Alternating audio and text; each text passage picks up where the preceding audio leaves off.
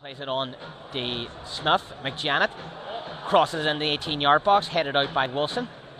Ball, first touch actually did come off Kavanagh, but it's now been taken away from him by Livingston, and here come Bohemians on the break. It's Liam Burt plays it through to Promise. Can Promise get the shot away? He can, and it's Bohemians to take the lead here at Brandywell Stadium with only 15 minutes gone, Gareth. Brilliant. Liam Burt was actually very good for that. We saw Liam Burt about 2 or 3 minutes before that down this left hand side. He just seems to find space really easy. Derry City don't seem to be picking him up, but once he got possession of the ball there, he always looked good, and then you saw Promise coming from deep. It's in there to see if he can create a bit more danger for Derry. Owen Toole in there, Shane McElhinney, also Cameron McJanet, who scored a fantastic header against UCD 2 weeks ago. McElhinney to the back post. Here is McJanet, and as he heads it across goal, it's gone out for a goal kick. Yeah, that was half a chance. Actually, looking at that routine, you might see the replay here. McJanet shouldn't be there. He's got to get out of the own tools. They've blocked his man. He's run to the back stick. Plays the overlap and run through the Ronan Boyce. Back it goes to Patrick McElhinney. McElhinney going to the outside. Inside now to Kavanagh. Back to McElhinney, who goes to ground in the box, and that's going to be a penalty to Derry City. I tell you what, D, right? We might see it in the replay. I'm not too sure. It looked to me he went down easy, and it was the shoulder. I'd be very surprised. Well, obviously it's not going to be overruled now, but that to me, that if that was given against Derry, I'd be very, very disappointed. Can he make it 7-14? Yes, he can. It's now Derry City 1, Bohemians 1. Brilliant. We've seen it so many times. He is so assured when he gets into that position, 12 yards out. He always takes the wee stutter.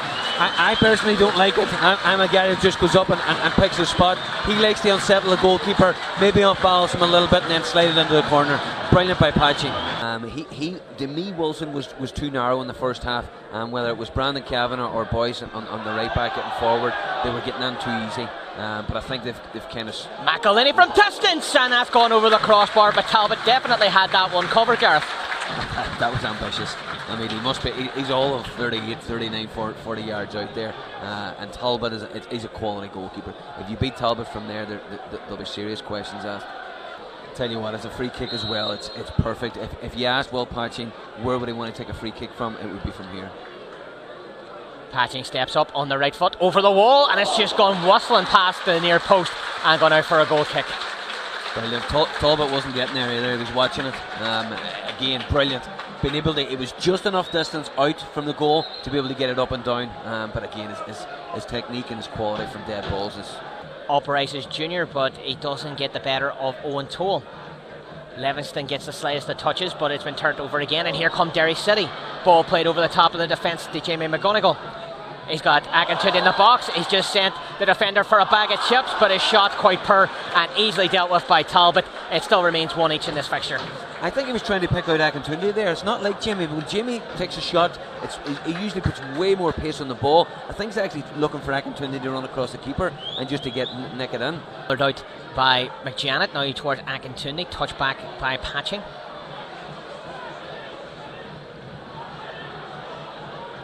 Here comes Bohemians on the ascendancy. Turning the screw was Coote, who moves it out to the left hand side. Cross made towards Promise, who's in acres of space, and that free header hasn't been converted, much to the dismay of Keith Long in front of us. What a delivery by Wilson. Incredible. We know how good he is when he gets into the final third, but that was a delicious cross. Shane McElhinney was going back, and it was perfectly weighted just over his head, but he's got to do better. Big physical guy. He's going to come out and punch it there. And that's honours even here tonight, ladies and gentlemen, at the Ryan McBride Brandywell Stadium.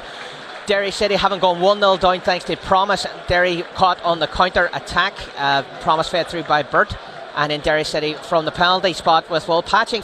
To be honest, I think they're the best team on the counter attack in this league, and they punished us, exploited the space that we left, and that, for me, they're very, very good at it, and we responded quite well. We got ourselves back into the game, and I thought second half we were slightly better, but just lacked that bit of clinicalness and our ruthlessness at the top end, and we got in the really good areas but just didn't have the quality tonight that we've showed in recent weeks.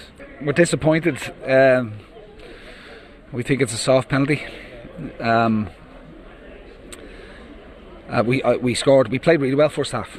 So I suppose on the balance of play, I think we deserve to go in ahead at half time, and we think it's soft, the penalty decision. I haven't seen it back, so but in real time it looked like it coming together shoulder to shoulder in the box, and Pat McElhaney uses all his experience in that scenario, so and the referee gives a penalty. So we're a little bit disappointed not to go in ahead at half time. Second half, we knew there was going to be a bit of an onslaught from Derry. We knew that they would control the game a little bit more, dominate the ball a little bit more, have more possession, and that we'd have to be resilient, sit in and try and catch them on the break. And we probably had the best chance of the second half. Promise probably needs to score from a brilliant cross from Tariq Wilson from the left.